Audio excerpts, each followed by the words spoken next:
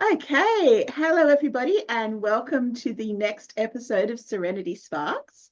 I am here today with the absolutely amazing Debbie Andara, who is a multi-passionate creative who loves creating magic with AI and teaching others to bring their soul's magic to life with the help of this amazing technology. And she is also the person who introduced me to the possibilities of AI art and absolutely transformed my branding and my ability to actually do what I want to do in this business.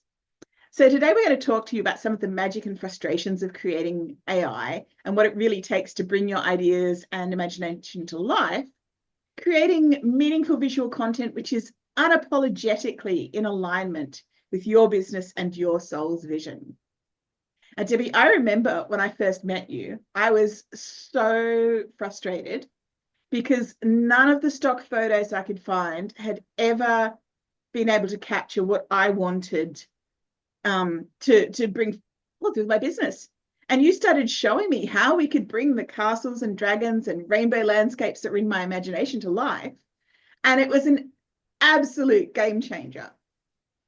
So I look back at those early images now, and some of them were a little bit iffy, like the resolution and things were a bit low, and I thought they were incredible, but I'm absolutely blown away by how far the technology has come in such a short time, and also how quickly my ability to use the tools has grown from those first days when you introduced me to the whole prompting idea.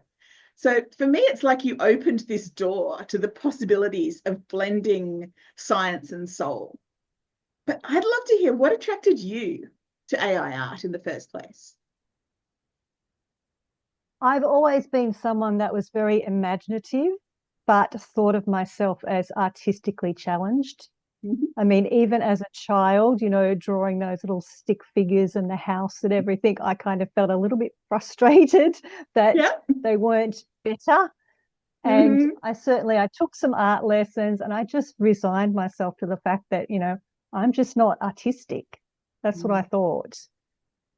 And then I discovered Photoshop. This was like 20 years ago. And that opened a whole new world for me. And I was like, oh, maybe I don't need to know how to draw or paint, that there are other ways of Mm. expressing myself artistically. So when I heard about this thing called AI that could actually create images, I was like, oh my God, I have to try this, right? Yep. And I did. And this was the very, very early stages. So when I tried it, it was terrible, absolutely terrible. So I'm like, this sucks, gave up on it. Yeah. And it wasn't until I came across in my Facebook feed, there was this ad for a competition where you could win a quite substantial amount of money for creating art with AI. And I thought, well, I have to give it another go now. So I did. And again, it was crap. But I saw that other people were creating these really, really cool images with this same AI art generator. And I'm like, well, I'm just going to have to figure this out. There must be a way. And I started to kind of dissect what other people were doing with prompts, etc., and figured it out. And that first time that I created this amazing image, this Mm. incredible image popped out, it was like, okay, this is it. I'm hooked. Yeah. Because suddenly I could create all the things that were in my mind and bring them to life in Yeah. ways that I had never imagined before. I'd never thought was going to be possible for me. So, yeah, it's I become an addiction. I totally hear you. I go out there and I just create the images just for the fun and the joy that comes from just making something beautiful, even without having a purpose for how to use it. Yep, absolutely. So, what's a moment when the AI tools surprised you, but either by perfectly bringing your idea to life, and it does happen. Like sometimes there's just that serendipity where it's just like that is absolutely perfect. Like just wow, you got inside my head and you just booped. Or by teaching you something unexpected about your own creativity. It happens all the time. pretty much every time I play with AI, it surprises me in some way. One of my favorite things to do with AI is to just plug in a very abstract kind of concept, and see what it makes of it. Yeah. And sometimes it doesn't handle it very well. And then other times it's like, oh my God, I never would have thought to have done that. And then there's other times where you're just trying these fun ideas and it takes it in a whole different direction than you expected. Yep. So this morning, I was just having some fun. There's a Instagram group kind of that I'm on that do a lot of whole AI art challenges. And the theme was meow games. So it was just like cats playing games. And I'm like, I want to make an image of a cat bowling, 10-pin bowling, right? And it basically, it did not handle it terribly well. But it started to pop out these images of a cat holding a bowling ball on this cosmic background. And I'm like, what the hell's the cosmos? What's that got to do with anything? But then I'm thinking, oh, what about if we turned it into a cat using a planet as a bowling ball, right? Wow. Yeah. So basically playing bowling with planets. And it's like, you got to think that would be something that a cat would do if they could do, right? Yeah, absolutely. So yeah, I mean, I basically started with these very simple, fun concept and turned it into something that was quite interesting and intriguing. So And even with I the think that's where a simplest lot of of things. the joy comes from too. Like when we try and force AI to create what we've got in our head, if we manage to get the instructions particularly clear and everything and all the stars are in alignment and it all works up, we might get exactly what we ask for. But Yeah. more often it's a collaborative interplay where you're going back and forth in this conversation that may not give you what you thought you wanted in the first place, but what you end up with ends up being so much more interesting than that you could never have imagined it to begin with. So it really grows and evolves. Yeah, exactly. And I think the key to working with AI is to stay flexible, to stay Yeah. open. Yeah. Curious and Because playful and yeah. exactly, and adaptable, Yeah. change direction because it's going to throw out different possibilities that, Yeah. your human brain would not have come up with. Yeah. And at the same time, it's pretty unapologetic, although it may say sorry to you. It doesn't actually care if it's not meeting your expectations.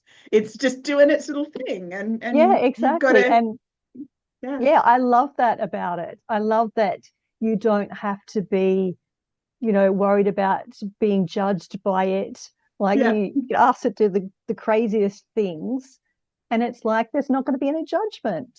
yeah So you can be completely open with it. You can kind of play and have that complete freedom to try weird shit, right? yeah absolutely absolutely.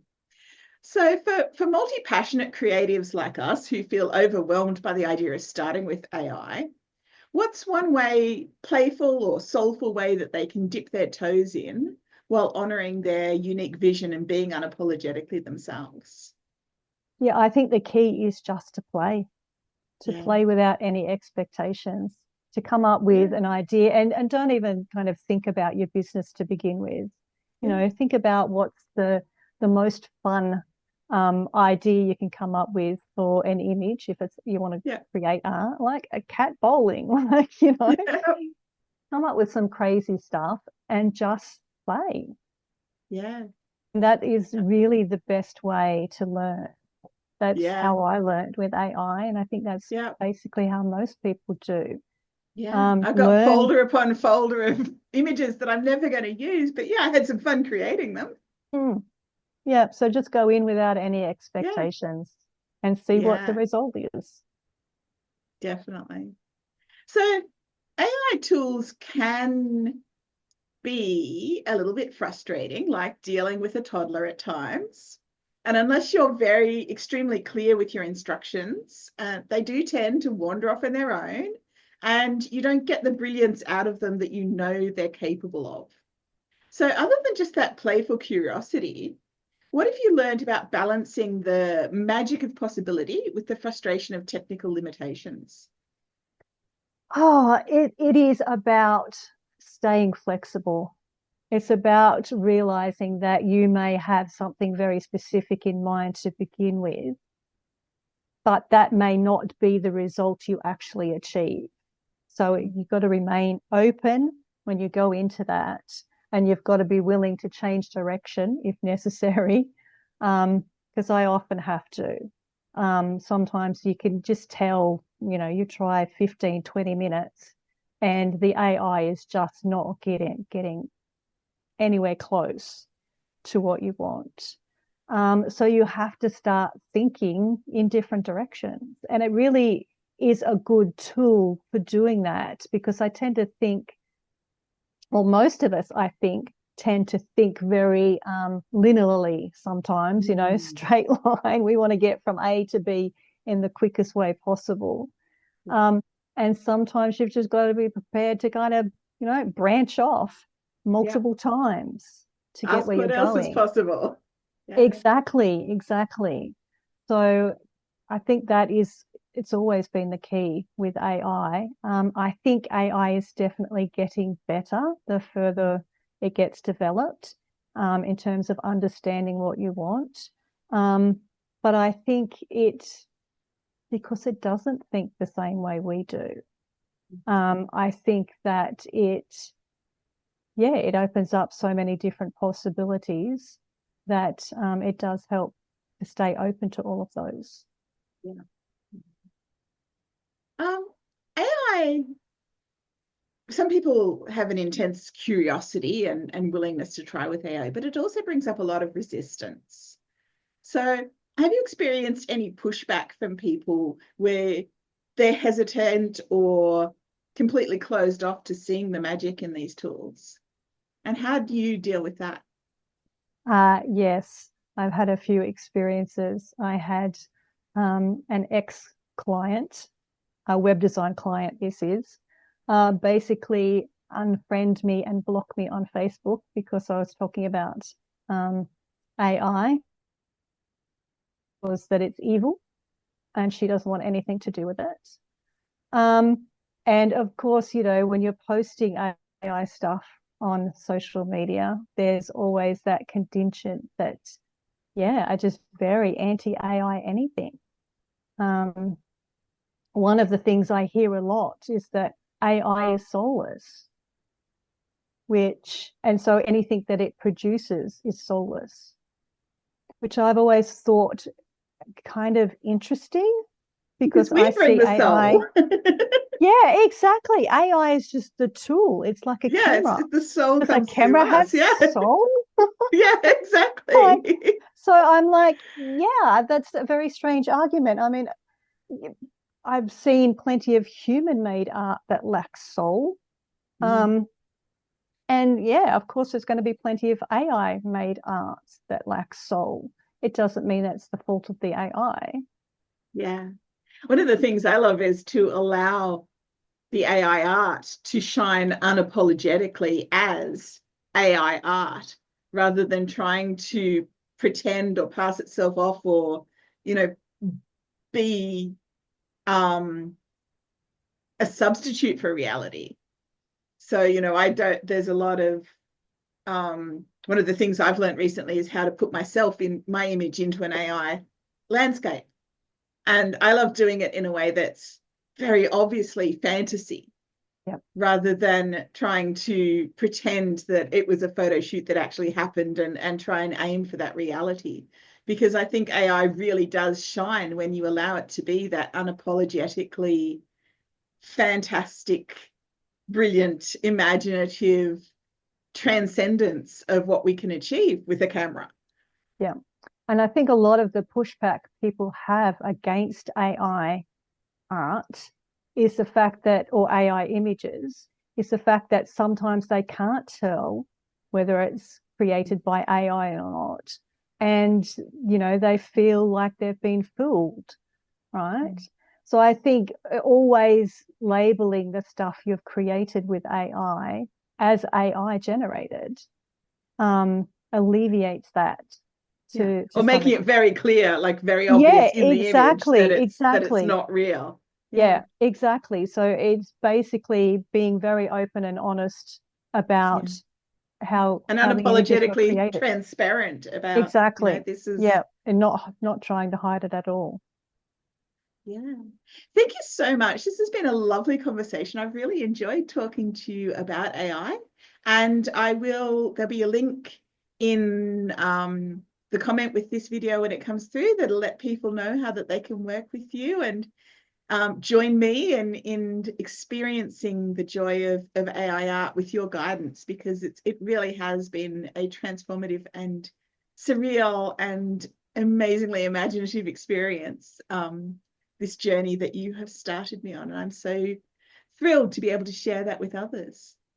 Thank you very much, Michelle, for this opportunity to talk with you. It's been fun. Yeah, it has indeed.